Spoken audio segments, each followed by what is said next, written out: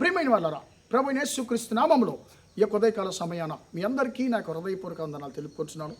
ఈ రోజంతా కూడా మీరు చేయబడిన అన్ని విషయాల్లో దేవుని హస్తము మీకు తోడయ్యుండి మీకు జయాన్ని కలుగుజేయను గాక. ప్రియమైన జనులారా, దేవుని మహాకృపను బట్టి ఈ యొక్క సంవత్సరంలో మనము 11 నెలలు మనము గడిచి రావడానికి దేవుడు సహాయం చేశాడు. ఈ చివరి నెలలో, ఈ సంవత్సరం యొక్క చివరి నెలలో మనం ప్రవేశించున్నాము. ఇది మనకు చాలా సంతోషకరమైనటువంటి ఒక నెల. ఎందుకంటే యేసయ్య పుట్టుకను మనము జ్ఞాపకము చేసుకునేటువంటి ఒక నెల కాబట్టి మనం చాలా సంతోషంగా ఉంటాం.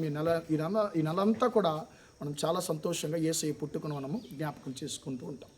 ప్రియమైన దేవుని బిడ్డలారా, ఎందుకు యేసయ్య ఈ యొక్క లోకానికి వచ్చాడు అనేటువంటి విషయాల గురించి, చాలా సంగతుల గురించి పరిశుద్ధ గ్రంథం మాట్లాడుతుందండి. ఈరోజు అందులో ఒక సంగతిని మాత్రం మనం ధ్యానించుకుందామండి. మనకు బాగా తెలుసు, యేసయ్య పుట్టుక గురించినటువంటి మొదటి ప్రవచనము ఎక్కడుంది, ఎవరు ఆ ప్రవచనాన్ని పొందుకుంది అంటే ఏ వ్యక్తి కాదు, మనిషి కాదు, దేవదూతలు కాదు.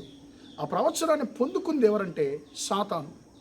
యేసుక్రీస్తు యొక్క పుట్టుక గూర్చినటువంటి మొదటి సందేశాన్ని పొందుకుంది ఎవరంటే సాతాను.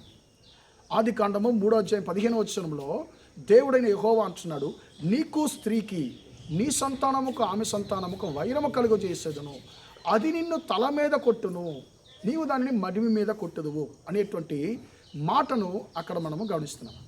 ప్రియమైన బిడ్డలారా, ఇక్కడ ఈ వచనం యొక్క పరిస్థితిని ఒకసారి గమనించండి. ఆదాము అవ్వలు వారు ఓడిపోయిన వారుగా దేవుని ముందుగా వారు నిలిచి ఉన్నారు. దేవుని యొక్క పోలికను, ఆయన యొక్క రూపాన్ని ప్రియమైన ఇచ్చి వారిని ఆయన సృష్టించాడు.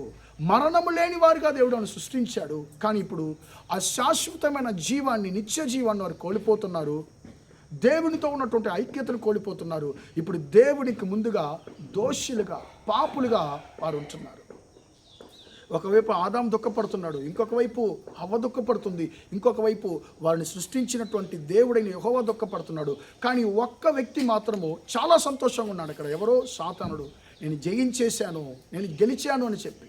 ప్రియమైన అలాంటి సందర్భంలో దేవుడైన యెహోవా సాతానుకు ఒక ప్రవచనాన్ని చెప్తున్నాడు.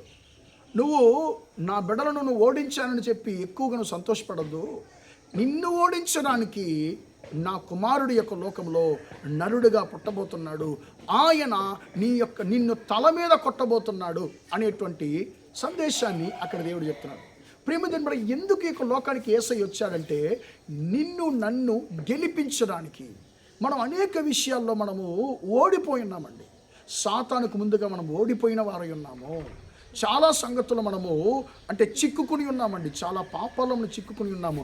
మన పరిస్థితి ఎలాగుందంటే ఓడిపోయినటువంటి పరిస్థితుల్లోనే మనకు జీవితము కొనసాగుతుంది. సాతాను యొద్ద మనం ప్రతిరోజు మనము ఓడిపోయేవారిగా ఉన్నాము.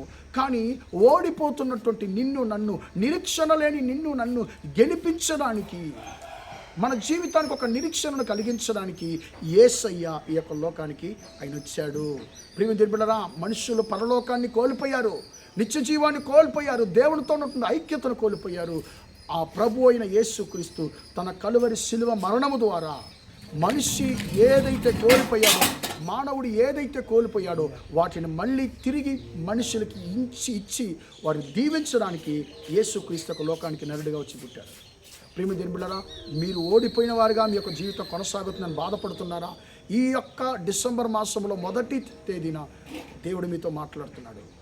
యేసయ్య నీతో మాట్లాడుతున్నాడు, నా కుమారుడా, నా కుమార్తె, నేను నిన్ను గెలిపించడానికి, నీ జీవితంలో ఉన్నటువంటి ప్రతి ఒక్క అపజయాలు మార్చివేయడానికి నేను ఈ యొక్క లోకానికి వచ్చానని చెప్పి ప్రియమైన బిడ్డలారా, యేసుక్రీస్తు నీతో నాతో మాట్లాడుతున్నాడు. కాబట్టి మనల్ని గెలిపించేటువంటి దేవుడు ఈ యొక్క లోకానికి వచ్చిన దినమే మనము క్రిస్మస్ పండుగగా మనము జ్ఞాపకము చేసుకుంటున్నాము. కాబట్టి నిన్ను గెలిపించడానికి యేసయ్య యొక్క లోకానికి వచ్చాడు. నువ్వు కోల్పోయిన అన్నిటిని మళ్ళీ నీకు తిరిగి ఇవ్వడానికి యేసయ్య యొక్క లోకానికి వచ్చాడు.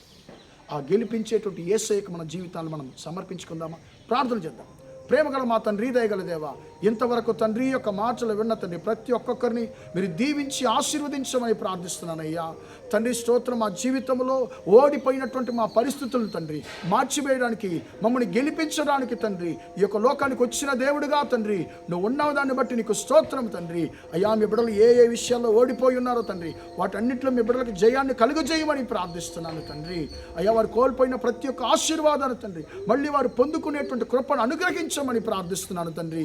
ఈ యొక్క నెలంతా కూడా తండ్రి మీ బిడ్డలు చేసేటువంటి ప్రతి విషయాల్లో మీ హస్తము తోడుండి వారిని ఆశీర్వదించమని యేసు క్రీస్తు నామములో ప్రార్థించి అడిగి వేడుకొంచున్నాను తండ్రి. ఆమేన్, ఆమేన్. ప్రియమైన వారలారా, దేవుడు మిమ్మల్ని దీవించి ఆశీర్వదించును గాక. Praise the lord, praise the lord.